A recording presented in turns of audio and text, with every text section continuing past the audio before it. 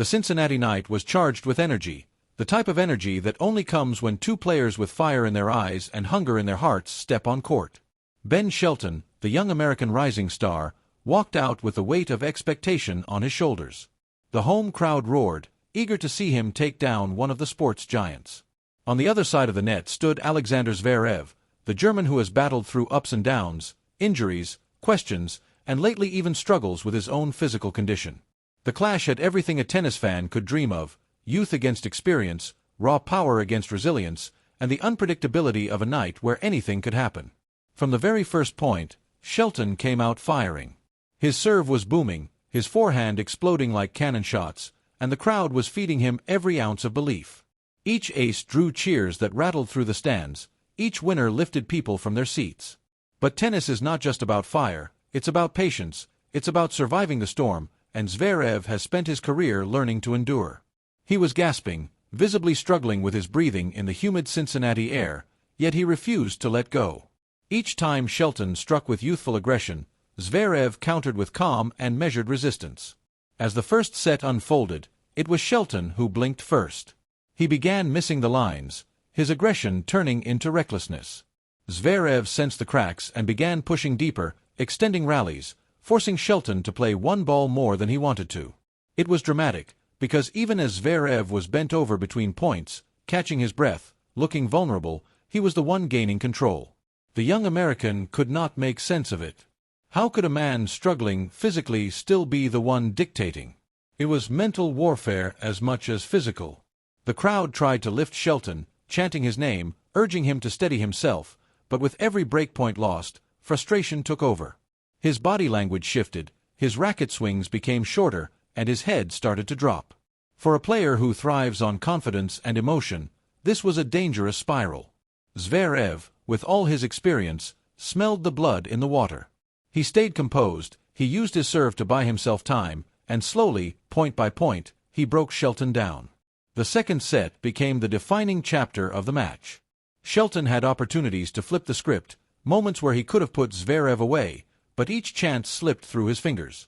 Double faults at the wrong time, forehands that sailed long, and moments where hesitation froze him just enough to cost him the rally. Meanwhile, Zverev was pushing through his own pain.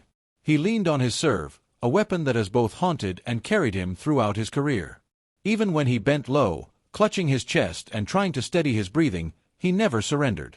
There was grit in every swing, determination in every shout after winning a crucial point.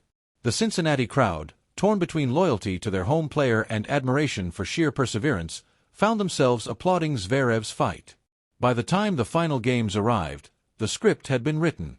Shelton looked like a man who had lost his way, drowning in the pressure of expectation and the confusion of not understanding how a struggling opponent could outlast him. His shots lost their sting, his movements slowed, and his eyes betrayed the frustration of a young star learning a brutal lesson on the big stage. Zverev, despite his own breathing issues, finished the job with cold efficiency.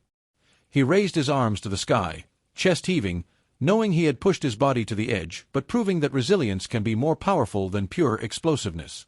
For Shelton, this match will hurt.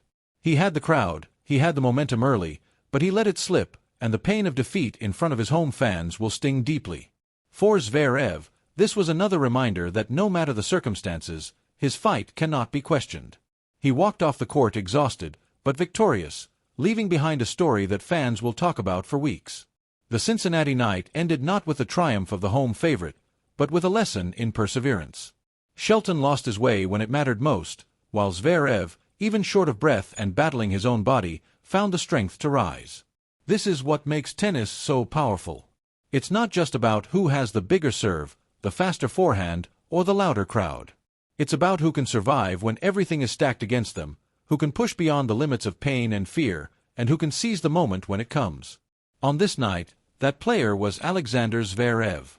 As Shelton walked off the court, his shoulders heavy, fans stood and applauded him. They know he is still at the beginning of his journey, and nights like this will shape him. His talent is undeniable, his power breathtaking, but the mental scars of matches like this are what build champions. For Zverev, the victory was not just about advancing in Cincinnati, it was about proving once again that even when his body betrays him, his spirit refuses to. The clash was raw, emotional, and unforgettable.